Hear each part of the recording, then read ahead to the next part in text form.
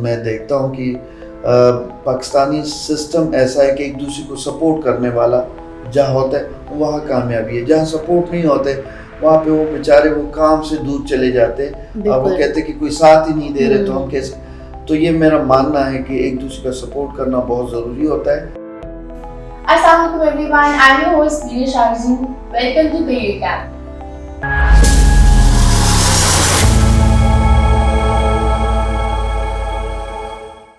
आज हम बात करें सर कौसर इकबाल से, जो कि विजुअल आर्टिस्ट हैं और मिनिएचर पेंटिंग में इनकी एक्सपर्टीज़ हैं। इनका बहुत सालों का एक्सपीरियंस है, more than 15 years।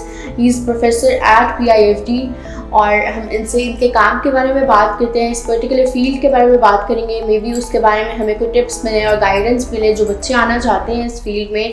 So let's welcome him.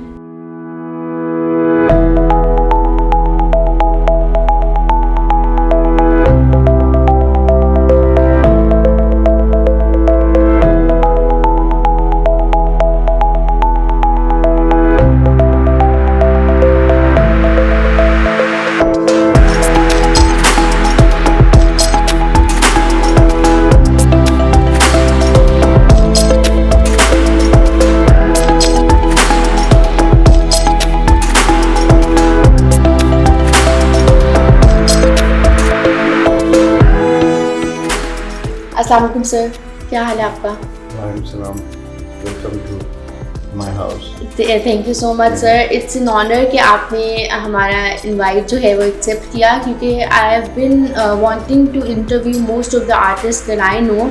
क्योंकि आपका काम उन लोगों में से था कि जो एक नक्श जो है ना वो आपके दिमाग में छोड़ देता है माशाल्लाह। और हम जब शुरू से देखते आ रहे हैं मिनिएचर पेंटिंग, मुझे लगता है कि वैसे ही थोड़ा रिगरस काम है, बहुत एफर्ट वाला, और आपको डिटेल उसमें चाहिए होती है and it takes a lot of your time. तो मैं सबसे पहले तो आपसे ये पूछूंगी कि आपका जो एजुकेशनल टीचर बैकग्राउंड है उसके बारे में अगर आप थोड़ा सा बताएं, आप किस तरह से इस फील्ड में आए? जैसे कि हर बंदे का एक लाइफ का एक छोटी सी कहानी होती है। सर अब मेरी भी एक छोटी सी कहानी है कि जब मैं स्टूडेंट था तो I was a special child, और उस वक्त हम एक प्राइमरी स्कूल में पढ़ते थे।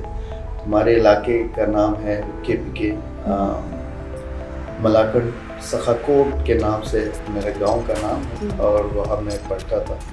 तो वहाँ कोई प्रॉपर स्कूलिंग सिस्टम नहीं था, लेकिन ये कि जो आम से स्कूल थे उसमें ही मैं पढ़ता था। और उस वक्त जो नौयत थी कि मैं बोल नहीं सकता था, सुन नहीं सकता था, तो मुझे ड्रॉ करना पड़ता था अपनी बात को समझाने के लिए, कम्युनिकेट करने के लिए।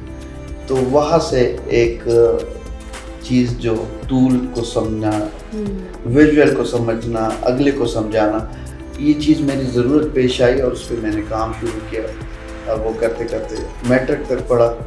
उसके बाद मेरी आवाज़ तो आ गई, सुनना भी शुरू हो गया। वो इलाज भी माशाल्लाह यहीं से लाहौर से हुआ था, 88 में सर्विसेज हॉस्पिटल से। अच्छा। तो वो एक जर्नी थी कि वहाँ से मैंने अपनी पढ़ाई की, और फिर उसके बाद अपनी स्कूलिंग वहाँ से ख़त्म करके फिर यहाँ NCA आया। NCA में मैंने अपनी जितने भी उस्ताद थे उनके साथ बैठ के उनसे सीखा, उनसे बहुत सारी मटेरियल्स के बारे में, क्योंकि हमारे KPK में एसएच आर्ट को उतना लोग नहीं समझते कि उसकी कोई इम्पोर्टेंस। आज तक बड़ी मुश्किल से बहुत सारी चीज़ें जो हम करते हैं तो वो उन पर उनको एतराज़ होता है। ये कल्चरल बैन्स होते हैं जो हमारी समाजी जितनी लोग चीज़ों को समझते हैं कि ये ठीक है, गलत है, तो उस वजह से मैं फिर यहाँ पे आया।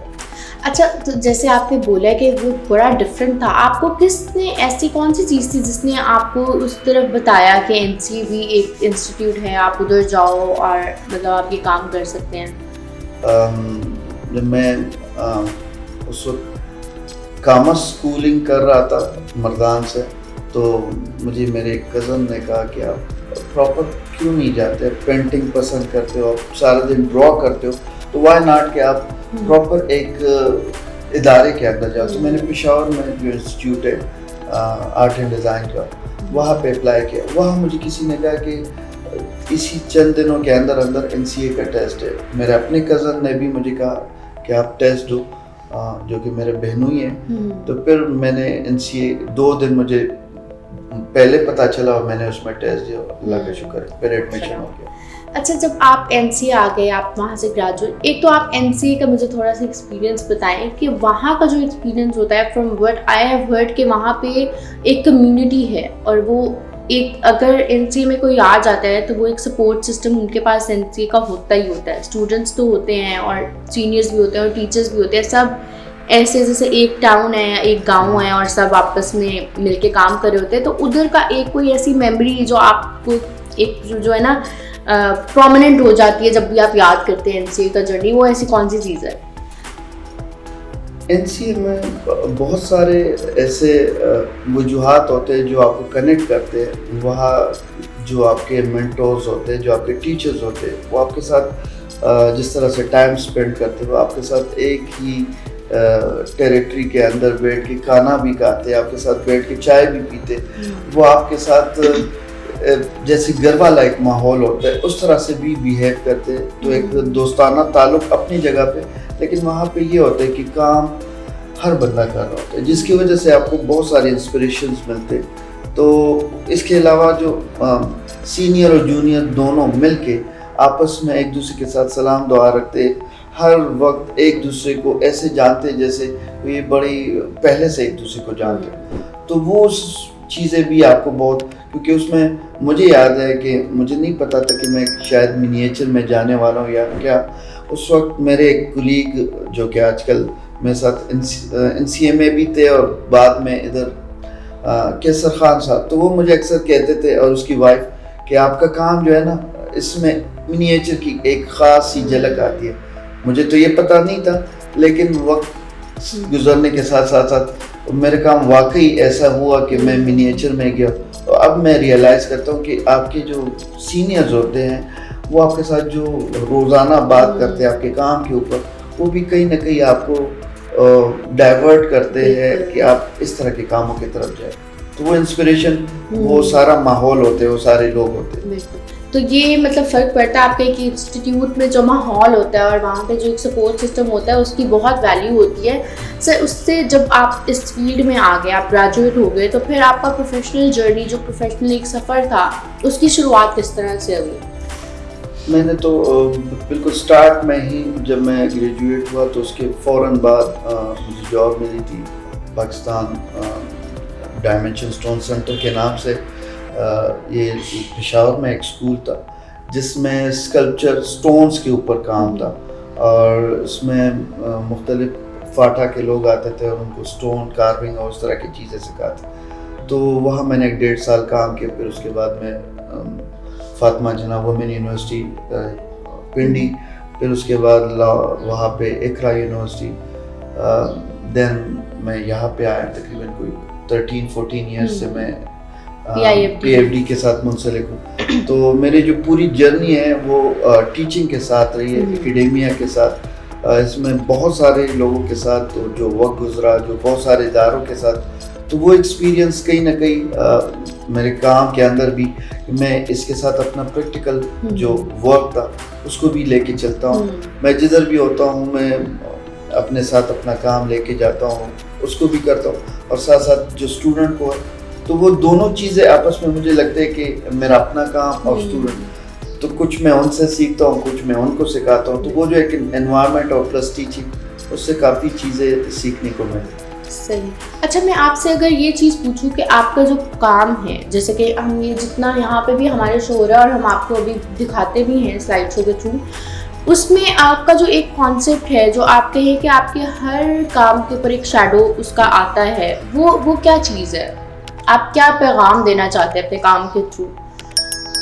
मैं ये मानता हूँ कि जो कोई भी काम जो होते हैं विदाउट थिंकिंग हो ही नहीं सकता। आप उनके साथ एक टाइम स्पेंड करते हैं, आपके साथ उस मीडियम का और उस टाइम का एक एमालगमेशन होता है, वो किसी न किसी रिजल्ट में ज़रूर निकलता है। तो वो इम्पैक्ट कहीं ना कहीं जो आपके ऊपर पूरी सोसाइटी का होता है वो आपसे निकलता है। बल्कि रिसेंटली मैं इस पे मैंने प्रॉपर काम भी किया था, इम्पैक्ट कि आपके ऊपर चीज़ों का जो इम्पैक्ट होता है वो कैसे होता है। तो उसके लिए मैंने क्या किया कि डेली मैंने एक स्केच बनाना होता था। मैं मीडिया को सुनता था। जब मैं NCA में विजुअल आर्ट्स कर रहा था 2019-20 में, तो सुबह मैं जाते वक्त रेडियो सुनता था। रेडियो में जो भी मुझे माहौल से जो चीज़ें तंग करते थे या मुझे एक्साइट करते थे या जो भी सिचुएशन होता था, मैं वहाँ पहुँच के उस पर एक चीज़ ड्रॉ करता था। और वो ड्रॉ करते करते मेरी पूरी 2, 3, 4 डायरीज बन गई। अच्छा। जिसमें मैं डेली विजुअल क्रिएट करता था। तो उसमें वो जो सोसाइटी का जो इम्पैक्ट है, मैं उसको किस तरह से विजुअल डायरी के अंदर शिफ्ट करता हूँ। तो वो करते करते एक काफ़ी अच्छी डेटा मेरे साथ कंप्लीट हो गई और मैं समझता हूँ कि वो जो मेरे प्रीशियस टाइम था कि मैं हर दिन एक ड्राइंग को टाइम देता हूँ, तो वो जो इम्पैक्ट है उस इम्पैक्ट को मैं कैसे ट्रांसफ़र करता हूँ। सही। तो ये जो आपकी अभी भी जैसे हम ये देख रहे हैं गन्स जो हैं, ये एक बहुत ज़्यादा प्रोमिनेंट आपके एलिमेंट है आपके काम में, और एक एलिफेंट्स हमने जो आपका प्रीवियस काम देखा है उसमें होते हैं। इन दोनों के पीछे क्या आपका कॉन्सेप्ट है? दिनेश, वैसे तो मेरे तकरीबन कुछ मल्टीपल सीरीज है जिसमें मेरा बुरका सीरीज जो जी बिल्कुल, वो भी NCA टाइम से मैं अपना जो कल्चरल वो देख रहा था तो वहाँ से निकल आया। फिर उसके बाद एलिफेंट टेक सीरीज आया जिसमें मल्टीपल लोगों के साथ मिलके मैंने कोलैबोरेशंस भी किए। फिर अभी विजुअल आर्ट्स जब मैं पढ़ रहा था तो उस वक्त मैंने लॉकडाउन के टाइम पे जो एक थोड़ी सी डिफरेंट चीज़ के साथ मेरी एक्सपीरियंस रही कि मीडियम आपके लिए क्या मानी रखते और विजुअल्स ज़रूरी है कि जो आप पहले कर रहे हो उसी में रह के काम करना है, तो थोड़ा सा डिफरेंट करना ज़रूरी था। जब लॉकडाउन था तो सब कुछ बंद था। मैं अपने इलाके में था उस वक्त, कोई तकरीबन मेरे पास अपनी मटेरियल भी ख़त्म हो गए थे जो ऑलरेडी जिस पे मैं काम कर रहा था। तो मैं अपने इलाके के इर्द गिर्द जितनी चीज़ें हमारे हो रहे थे उसमें देख रहा था कि कौन सी चीज़ ऐसी है जिस पे काम किया जाए। तो हम पठानों को सब लोग समझते कि ये लोग अपने कानून खुद बनाते हैं और इनके पास असलहा होता है, वो उसका मिसयूज़ करते हैं। बिल्कुल सही कह रहे हैं। वहाँ पे लोग गलत असलहा यूज़ करते हैं। वहाँ पे चूँकि बॉर्डर नज़दीक है तो असलहा मुख्तलिफ़ जगहों से आ जाते हैं, तो पहले उस इलाके में आते उसके बाद मुख्तलिफ़ इलाकों में वो चला जाता है, तो उसका मिसयूज़ कहीं ना कहीं हो रहा होता है। अब मुझे नहीं समझ आता कि हम असलहे की इतनी जो हमारी इर्द गिर्द जितनी वो है तो उसका इम्पैक्ट कहीं ना कहीं बच्चों के ऊपर। मैंने वहाँ पे बहुत सारी फैमिलीज देखे कि उनके कपड़े फटे होते हैं लेकिन उनके पास बड़ा अच्छा असलहा घर पे पड़ा होता है। तो इस बात को मैं पसंद नहीं करता हूँ, जिसकी वजह से मैंने इस पे काम किया। और मैंने एक वर्कशॉप में बंद होके आर्टिजन्स के साथ, कुछ कारपेंटर्स के साथ 3 महीने मिलके कोलैबोरेशन में कुछ काम डेवलप किया। इसके पीछे थॉट सिर्फ ये है कि मैं इसको आर्ट बना के दुनिया को दिखाना चाहता हूँ। इसको मैसेज मैं ऐसे कन्वे करना चाहता हूँ कि लोग किताब को तो नहीं देखते, तो चलो एक ऐसी किताब बनाया जाए जिसका एक झलक से आपको बहुत सारी मीनिंग्स मिल जाए। सही। सर बहुत मज़े की बात यह है कि वाकई आजकल बुक्स और इसकी तरफ जो रुझान है ना बच्चों का, वो बिल्कुल ख़त्म हो गया है। अब तो ये कहना ही नहीं बनता कि ख़त्म हो रहा है, ख़त्म हो चुका है ऑलमोस्ट। सिलेबस की किताबों के अलावा कोई किताब नहीं देखता। तो इस आर्ट के थ्रू आपको क्या लगता है कि जब बच्चे आते हैं, नए बच्चे, एक तो ये बड़ी बात मुझे मज़े की लगी है कि हम अपने इर्द गिर्द ही जब देखें तो उसी से आपको इंस्पिरेशंस और ये चीज़ें इतनी मिल जाती हैं कि आपको कहीं और कुछ और देखने की ज़रूरत नहीं पड़ती है। तो जब हम ये कहते हैं कि we are out of inspiration, और हम ज़्यादातर ये देखते हैं कि आप अपने इर्द गिर्द के माहौल से मुतासर होते हो, तो पाकिस्तान में आपको क्या लगता है कि हमें ऐसी कौन सी तब्दीली करनी चाहिए कि हम पाकिस्तान का पॉजिटिव इमेज जो है वो दुनिया को दिखा सकें? मेरे ख्याल में हर बंदा अगर अपने काम को इस तरीके से करे, एक तो वो अपने लिए काम कर रहा है, दूसरा वो अपने साथ साथ उस फील्ड के उस लोगों तक अपने काम को ज़रूर पहुंचाए। सपोज़ मैं एक आर्टिस्ट हूँ, मैं अपने लिए तो काम कर रहा हूँ, मैं तो टीच भी कर रहा हूँ, मैं साथ साथ अपनी आर्ट भी बना रहा हूँ, तो क्या मैं इसके अलावा इस चीज़ को मज़ीद बाकी जो कमिंग लोग हैं क्या उनके लिए रास्ता नहीं खोल सकता, क्या उनको वो रास्ता नहीं बता सकता? मेरे बहुत सारे मैं देखता हूँ कि पाकिस्तानी सिस्टम ऐसा है कि एक दूसरे को सपोर्ट करने वाला जहाँ होता है वहाँ कामयाबी है, जहाँ सपोर्ट नहीं होते वहाँ पे वो बेचारे वो काम से दूर चले जाते हैं। अब वो कहते कि कोई साथ ही नहीं दे रहे तो हम कैसे। तो ये मेरा मानना है कि एक दूसरे का सपोर्ट करना बहुत ज़रूरी होता है और एक दूसरे को वो सीधा रास्ता, वो तरीका, वो जिस पे आप खुद चल रहे होते वो बताना बहुत ज़रूरी होता है, जिसके लिए प्रॉपर एक स्पेसेस होने चाहिए, वर्कशॉप्स होने चाहिए, प्रॉपर टीचिंग। इवन मैं अपने साथ अपनी काम को इसलिए कॉलेज, स्कूल, यूनिवर्सिटी लेके जाता हूँ। मुझे लगता है कि जो मैंने पूरा दिन टीच किया, अगर वो बच्चे को समझ आया नहीं आया, क्या पता वो मैं काम करते करते मेरे किसी काम से उसको कोई इंस्पिरेशन आ जाए, कोई चीज़। क्योंकि मैंने खुद अपने उस्तादों से इंस्पिरेशन लिए, जब वो हमारे सामने काम करते थे तो हमें बड़ा अच्छा लगता था, हम एक फैंटेसी में जाते थे, आई विश ये काम हमें भी आ जाए। तो मुझे ये लगता है कि अपना काम बच्चों के साथ शेयर करना, उनके सामने काम करना, ये कोई बुरी बात नहीं है, उससे वो इंस्पिरेशन और वो चीज़ें उन तक पहुँचेगी। बिल्कुल ऐसे ही है। और हम भी, मुझे भी याद है कि one of the fond memories, जो मतलब अच्छी चीज़ें मुझे जो याद है PIFT की, कि एक आपका काम और कुछ टीचर सर कैसे का काम अभी तक जहन में नक्श है। सर मुफक्खर का काम, एक उस वक्त कार्टून कैरेक्टर्स को लेकर एक कर रहे थे काम, तो ये कुछ टीचर्स का काम अभी तक जहन में है और वो एग्जैक्ट वही बिल्कुल इमेज डिटेल के साथ। और उससे समझ आ रही थी हमें, जो ये समझ आई थी कि बेतहाशा लातादाद तरीके हैं अपने आर्ट को सामने लाने के। अच्छा, मैं आपसे अगर ये चीज़ पूछूं कि जैसे आप अभी टीचर्स एज ए मेंटोर पढ़ा भी रहे हैं बच्चों को, आपका टीचिंग एक्सपीरियंस भी माशाल्लाह से इतना है, फिर आपकी प्राइवेट आप भी मेंटरशिप बच्चों को देते हैं और जो है टीच करते हैं, आप ऐसी कौन सी चीज़ बच्चों के लिए चाहते हैं या ढूंढते हैं उनमें कि आपको समझ आ जाए कि यार ये बच्चा जो है ये एक मुख्तलिफ बच्चा है, इन 10 बच्चों में से ये बच्चा जो है ये आगे इस तरह से चला जाएगा? वो ऐसी कौन सी चीज़ है जो आपको किसी से मतलब it makes you stand out? मैं अक्सर मुझसे बहुत सारे बच्चे क्वेश्चन करते कि हमें कहाँ जाना चाहिए, तो मैं उसको डायरेक्ट नहीं बताता हूँ कि आपने इधर जाना है या उधर। मैं उसको कुछ ऐसे टास्क देता हूँ, कुछ ऐसे मशवरे देता हूँ कि बेटा पहले आप अपनी बुनियाद ऐसे रखें, चीज़ों के अंदर जो स्किल है वो स्किल इतनी इम्पोर्टेंट है कि ये आप कहीं भी ले जा सकते। अगर आप पहले से तय करते कि मैंने तो खासकर हमसे डिफरेंट जगहों के लिए लोग वो कहते हैं, NCA के लोग थोड़े से एडमिशन के लिए वो पूछते हैं, फिर उसके अलावा PFD के बच्चे भी पूछते हैं, कभी कभार तो वो अपने डिपार्टमेंट में जाने के लिए भी पूछते हैं। तो मेरा ये मानना है कि अगर आपके पास स्किल है तो आप हर एक डिपार्टमेंट में चल सकते हो। आपने लोगों के कहने पे लाइफ नहीं गुजारनी है, ये खुद कोशिश करनी होती है कि आप कहाँ तक पहुँच सकते हो, लेकिन आपको उस फील्ड की ABC आनी चाहिए। तो मेरा ये मानना है कि कोई भी बंदा किसी को गाइड भी करे तो उसको स्किल की ABC ज़रूर दे, ताकि वो बंदा आगे अपने लिए सोचना इजी और उनके लिए डिसीजन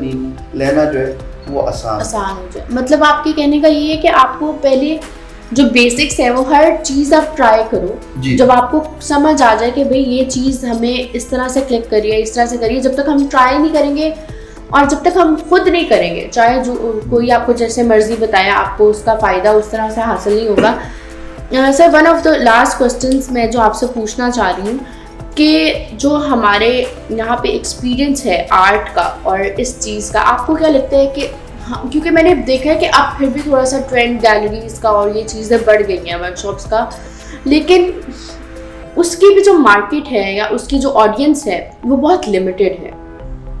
आप जानते होंगे कि वो गैलरी के जो कॉन्टेक्ट्स होते हैं सिर्फ उन तक वो मैसेज जाता है या ठीक है सोशल मीडिया तक चले जाता है, बट ये आपको नहीं लगता है कि स्कूल्स में या फिर हमारे जो दूसरे एजुकेशनल इंस्टीट्यूट्स हैं उनमें ऐसी वर्कशॉप्स या ऐसे होनी चाहिए चीज़ें कि जहाँ पे आर्टिस्ट का काम बच्चों तक पहुँचाया जाए और दिखाया जाए पब्लिकली, ताकि वो बच्चों को पता चले इस चीज़ का कि ये भी एक पर्टिकुलर फील्ड है, इसमें लोग काम कर रहे हैं, कामयाब हैं और अपनी रोज़ी कमा रहे हैं, ताकि बच्चों को एटलीस्ट आगाही तो हो।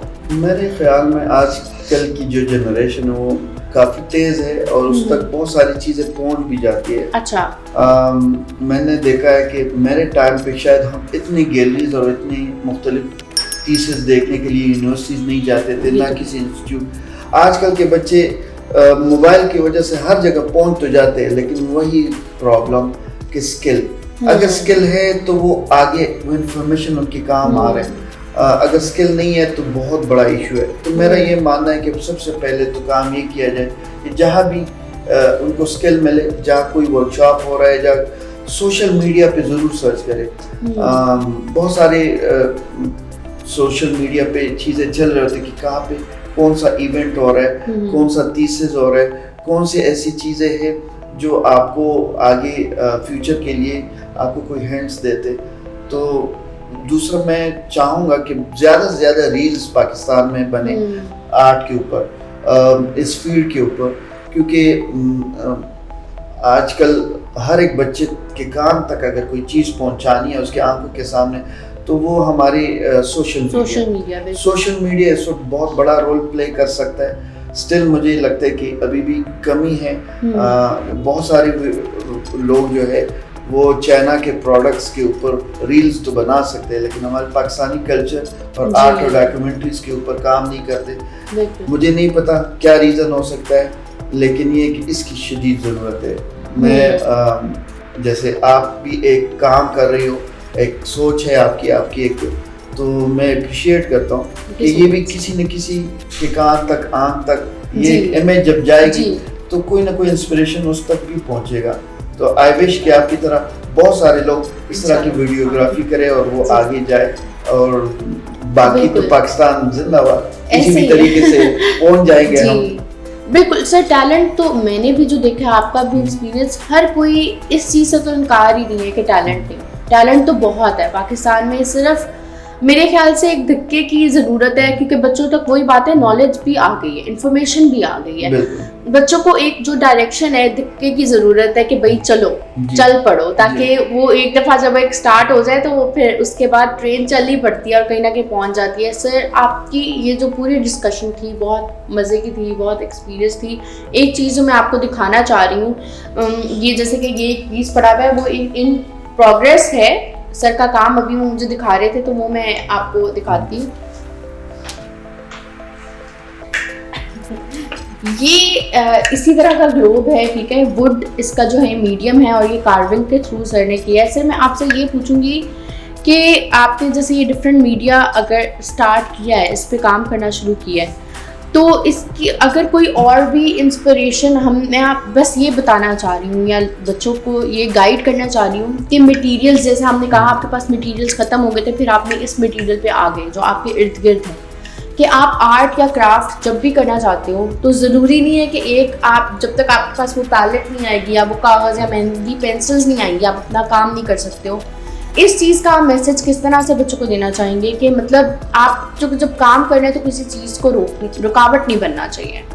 हाँ, जैसे मैंने बिल्कुल स्टार्ट में कहा कि मैं टार्ट पे बैठ के काम करता था जी। तो बिलीव नहीं कि मेरा जो स्केच बुक था वो ज़मीन था, वो गीली ज़मीन के ऊपर मैं अपनी ड्राइंग करता था। इसी तरह जब हम नदी के किनारे जाते थे और नहाने, तो हम अब उस सैंड के साथ प्ले करते थे, उससे स्कल्पचर्स बनाते थे, उसके साथ प्ले करते। तो मैं तो अपने बचपन के वो सारे खेल कूद और वो एरिया की चीज़ें सेलेक्ट करते करते काम करना पसंद करता हूँ। लेकिन मेरा ये मानना है कि बच्चों को एक्सप्लोर करने के लिए मुख्तलिफ ऐसे एकेडमीज़, ऐसे स्टूडियोज़, ऐसे मल्टीपल एनवायरनमेंट्स के अंदर लेके जाना चाहिए जहाँ पे मल्टी पर्पस मटेरियल्स हो, जैसे सरामिक के वर्कशॉप्स हो, जैसे वुडन, इवन जो हमारे कारपेंटर्स होते, आर्टिजन्स होते, उनके साथ बैठने की उनको मौके मिले, ताकि वहाँ से बड़ी इंस्पिरेशन मिलती है।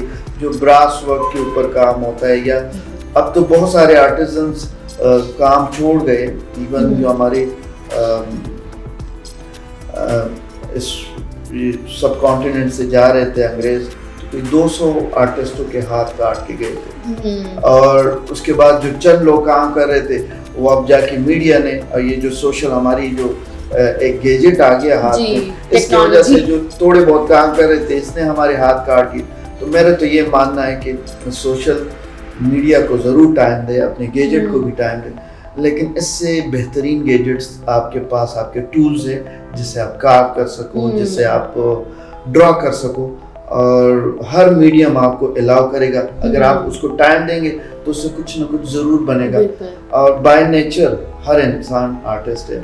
मेरा ये मानना है कि कोई अपने ऊपर ये बैन ना लगाए कि मैं तो डॉक्टर हूँ, मैं क्यों पेंट करूँ, मैं तो इंजीनियर हूँ, मैं ये क्यों करूँ। हर इंसान को अपने आप को एक्सप्लोर करना चाहिए, और by birth everyone is artist. तो मेरा ये मानना है कि हर बंदे को किसी न किसी मीडियम में इन्वॉल्व होना होगा, और उससे कोई ना कोई रिजल्ट आएगा जो कि आर्ट की तरफ जाएगा। ये सर आपने बहुत इंटरेस्टिंग बात किया। हमारे एक और लास्ट इंटरव्यू जो था वो एक एजुकेशनिस्ट के साथ था, प्रिंसिपल थे सुपीरियर कॉलेज के, और वो यही कह रहे थे कि जितने भी हम फेमस पर्सनालिटीज़ की तरफ जब देखते हैं तो उनका कहीं ना कहीं फ़नून लतीफ़ा के साथ लिंक ज़रूर होता है, चाहे वो इंजीनियर हैं या साइंटिस्ट हैं या मैथ्स के हैं। तो ये बात बिल्कुल ठीक है, और हम ये साइंटिफिकली प्रूवन है कि जो भी हाथ का काम है जिसमें आपकी ये फिंगर टिप्स स्पेशली या हाथ आपका इन्वॉल्व है, जैसे आप अगर ये कार्विंग करते हैं उसमें भी होगा, नीडल वर्क है, कुछ भी है, वो केमिकल्स आपके ब्रेन में हैप्पी हार्मोन्स और केमिकल्स जो है वो प्रोड्यूस करता है। तो ये आजकल की जो जनरेशन में डिप्रेशन और एंजाइटी है, इसका एक हल ये भी है, आपकी एक तो स्किल भी डेवलप हो जाएगा, आप थोड़ा सा डिप्रेशन से भी हट जाओगे, और आपके पास इतना टाइम ही नहीं होगा सोचने का कि आप जो है नेगेटिव थॉट्स आपके जहन में रहें।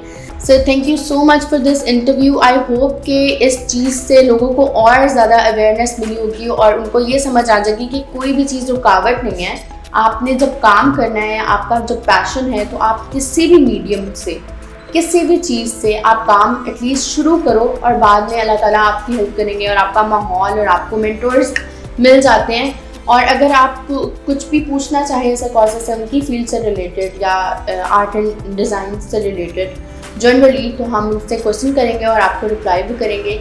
So thank you so much for watching, thank you so much sir for this interview, और लाइक करना नहीं भूलना, ऑल्सो शेयर दिस वीडियो, ताकि हम ये मैसेज जो है पाकिस्तानी बच्चों के साथ और इवन दूसरे बच्चे जो ये ज़बान भी समझते हैं उन तक हम ये पहुँचाएँ और उनको पता चले कि क्या क्या पॉसिबिलिटीज़ हैं।